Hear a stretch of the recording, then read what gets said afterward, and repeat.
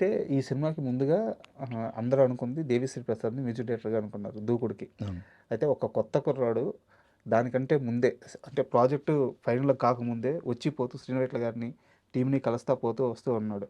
So, ఫైనల్‌గా 'దేవిశ్రీ ప్రసాద్' గారు కాకుండా ఆ కొత్త కుర్రాడికి ఛాన్స్ ఇచ్చారు. ఆ కొత్త కుర్రాడు ఎవరు? ఆ డిసిషన్ ఎలా జరిగింది? మీ నోటితో చెప్పండి. అంటే యాక్చువల్‌గా తమన్ను ఆహ్, నాకు నల్లమల బుజ్జి గారి దగ్గర అలా పరిచయం. హ్మ్. అదే 'వెంకటేష్ బాబు' సినిమాకి ఏదో చేద్దామని అనుకున్నారు కొన్నాళ్ళ క్రితం. హ్మ్. అప్పుడు అదేదో అవకాశం రాకపోతే నేను ఆయనతో టచ్‌లో ఉంటూ ఉండేవాడిని తమన్‌తో. టచ్‌తో నాదేదో సినిమా డైరెక్షన్ దానికోసం మంచి మ్యూజిక్ డైరెక్టర్ పెట్టుకుందామని అప్పుడు తమనే మ్యూజిక్ అని అనుకుంటూ ఉండేవాడిని. మీ సినిమాకి. మా సినిమాకి. హ్మ్. అయితే అనుకోకుండా మాది రెడీలు ఇవన్నీ సూపర్ డూపర్ హిట్లయ్యి రైటర్‌గా అవకాశాలు ఎక్కువ రావటం మొదలైనయి. హ్మ్.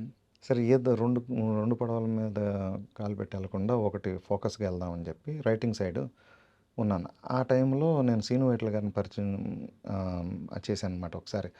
మద్రాస్ చెన్నై ఎళ్ళినప్పుడు ఫోన్ చేస్తే, "ఒకసారి 'సీను' గారిని కలవాలి.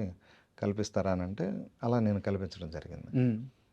అప్పుడు తనేదో ఒక ఆల్బమ్ చేశాడు తమిళ్ ఆల్బమ్. ఆ ఆల్బమ్ వినిపించాడు. దాంట్లో Samantha heroine. Okay. So, album. ఆలు అహా! ఆ సినిమా ఏదో అథర్వం ఆస్కార్ ఫిల్మ్స్ వాళ్ళెవరో చేసింది. ఓకే. ఫస్ట్ సినిమా చిన్న వీళ్ళతో అప్పుడు ఫస్ట్ ఫిల్మ్ సమంత. ఓకే. చేస్తే ఆ సినిమా మ్యూజిక్ చాలా బావుంటుంది. అది విని సీను గారు బావుంది. డెఫినిట్‌గా కమింగ్ మూవీస్‌లో ఏదో ఒక దాంట్లో నేను హ్మ్. చెప్తానన్నారు. గానీ 1 ఆర్ 2 మూవీస్ కుదరల. హ్మ్. మా దేవి గారితోనే మాకు కాంబినేషన్ మంచి హిట్ కాంబినేషన్ అవ్వటం వల్ల 'రెడీ కింగ్', 'నమ్మ వెంకటేశ' వరకు ఆయనతోనే ట్రావెల్ అవ్వాల్సొచ్చింది. తర్వాత ఆయన కంటిన్యూయస్‌గా డెడికేటెడ్‌గా ఈ సినిమాకి మ్యూజిక్‌కి 1 ఇయర్ ఉంటే 1 ఇయర్ మాతో హ్మ్. ట్రావెల్ అయ్యేవాళ్ళుంటే బావుంటుందనేది మేము అనుకున్నామండి. ఇందులో ఫస్ట్ టైమ్ ఆహ్, బాబుతో అసలు ఫుల్ లెంగ్త్ ఆల్బమ్ ఇవ్వాలి. మేము అది సీను గారు మొదటి నుండి ఫిక్స్ అయ్యి ఉన్నారనమాట. హ్మ్. ఇదైతే ఫ్రెష్ సౌండింగ్ కావాలి. కొత్తగా ఉండాలి అని. అలా ఒకసారి తమన్‌కి 2 సిట్యుయేషన్‌లిచ్చి, "నువ్వు తీసుకురా. జెన్యూన్‌గా బాగుంటే, హ్మ్. నేను మహేష్ బాబు గారి దగ్గరికి ఎళ్లి నిన్ను రికమెండ్ చేస్తాను."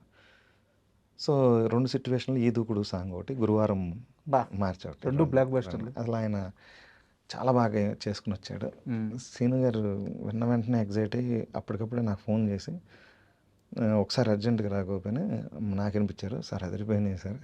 మనం అనుకున్న దానికి ఇంట్రొడక్షన్ పడితే అది సౌండింగ్ చాలా ఫ్రెష్‌గా ఉంది. అదే బాబుకి అంటే మా ప్రొడ్యూసర్స్ కూడా వినిపించాను. ఆళ్ళకి నచ్చింది. సో, ఇక మనం డెసిషన్ తీసేసుకుంటున్నాం. హ్మ్. బాబు కూడా ఓకే అంటే వెళ్ళిపోదాం." ఆయన కూడా వినేసి సూపర్ అన్నారు. సార్. ఇంకా డైరెక్టర్‌ని బాగా హార్ట్‌గా బిలీవ్ చేస్తారంటే.